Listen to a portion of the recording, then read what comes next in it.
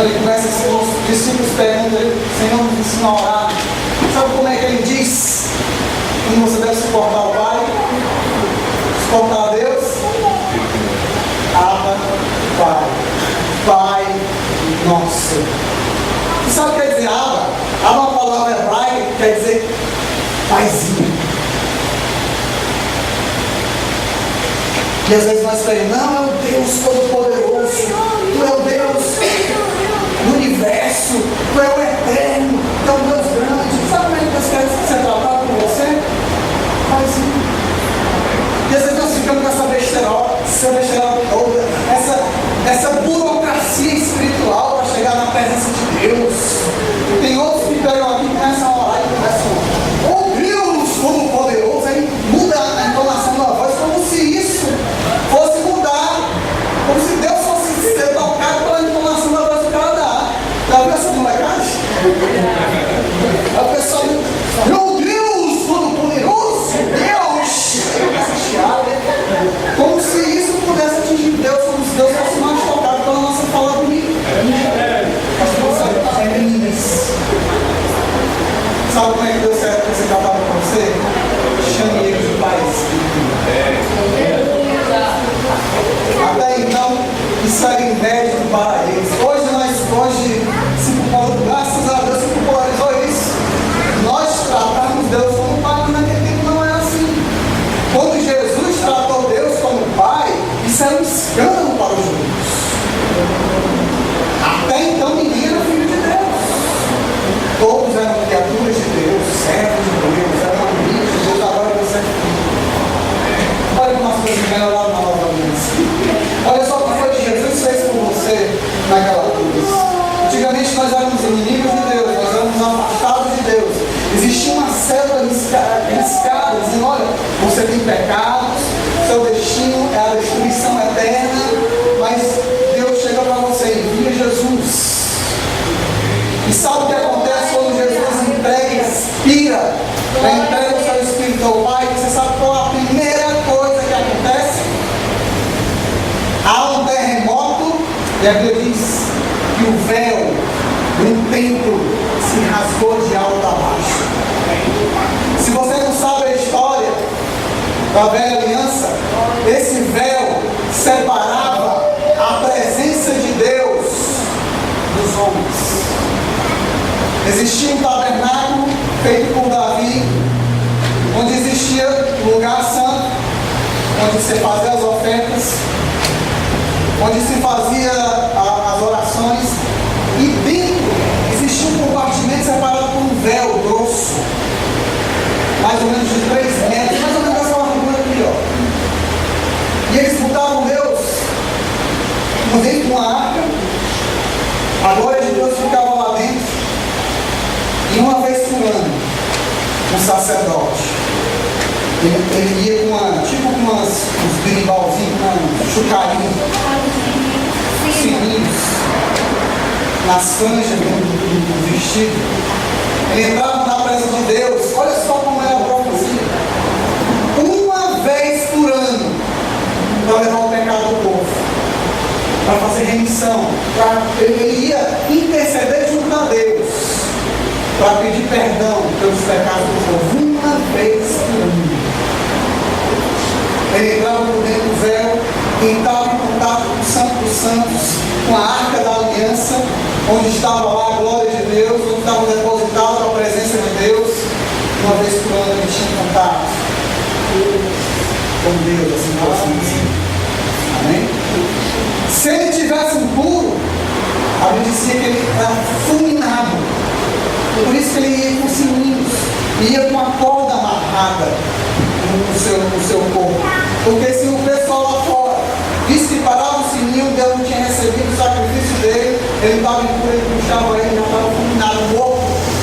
Deus matava? Não. A glória de Deus estava num lugar tão forte que destruía todo o pecado.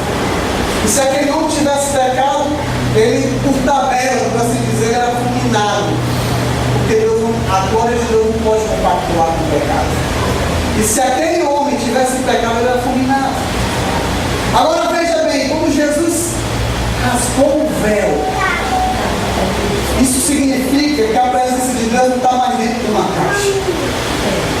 Isso significa que Deus não está mais dentro do Santo dos Santos. A Bíblia diz que agora você é no tabernáculo de Deus. Deus não habita mais em templos edificados pelo homem, em templos edificados por mãos humanas. Hoje Deus, através do seu Espírito, habita dentro do seu coração. E hoje você tem livre acesso pelo novo e vivo caminho, que é o sangue de Jesus. Hoje você pode entrar com ousadia. Hoje você pode entrar sem vergonha na presença de Deus. Amém? Sabe por quê? Porque toda vez que você entra na presença de Deus, o sangue de Jesus lhe purifica de todo pecado. Hoje você não precisa ter medo de Deus. Hoje você não precisa temer a Deus, pensar que Deus está com raiva de ti. Eu quero dizer para você que Deus lhe ama, que Deus é amor, que Deus quer ter comunhão contigo. E é o que eu vejo de mais importante na oração, nesse aspecto da oração que aqueles homens faziam, é porque eram homens experimentados com Deus. Eram homens que tinham experiência com Deus.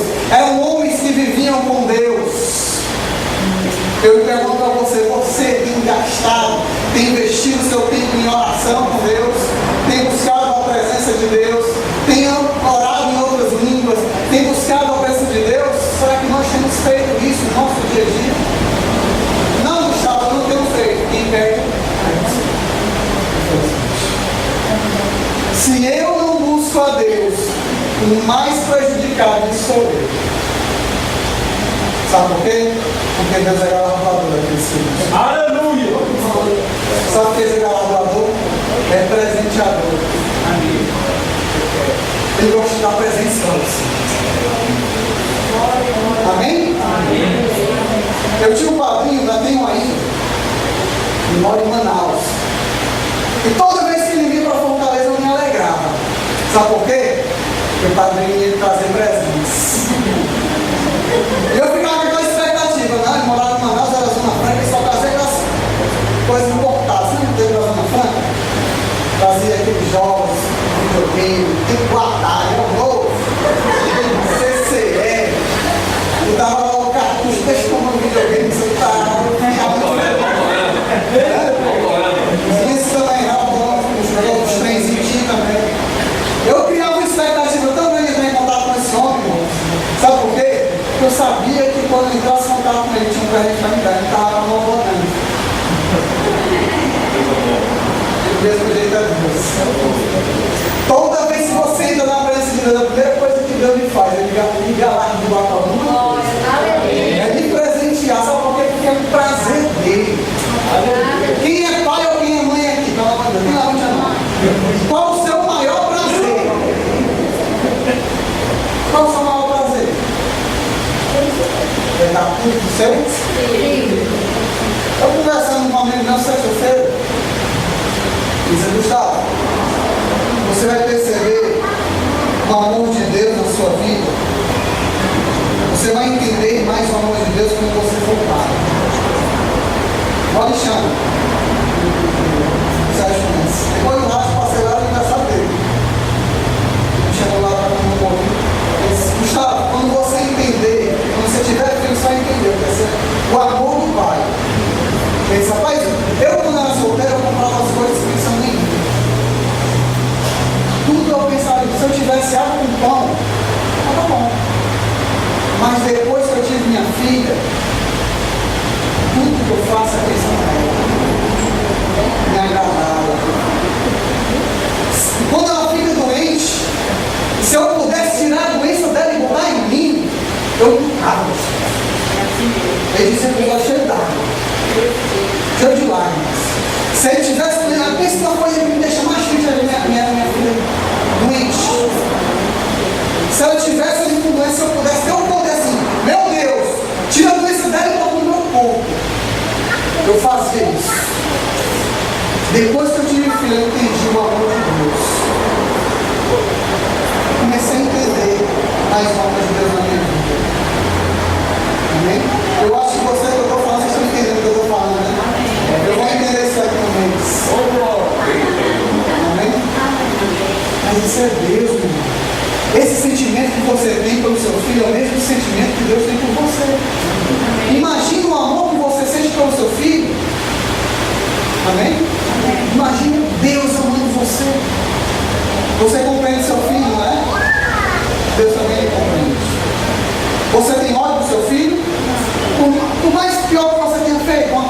faça para você. Quer o charme mais bonito da sua sala, jogando bola, fazer muito isso, eu tacar a bola dentro de casa, derrubar o jogo na mamãe, vai me dar umas lapadas, me dar com raiva, né?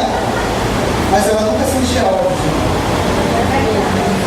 Se ela se enche ódio do seu filho, e às vezes nós chegamos na presença de Deus, meu Deus, eu peguei, não vou conversar com Deus, deve estar com raiva de mim. Deus deve estar com ódio de mim, porque eu peguei contra ele. Mas olha só para o filho pródigo.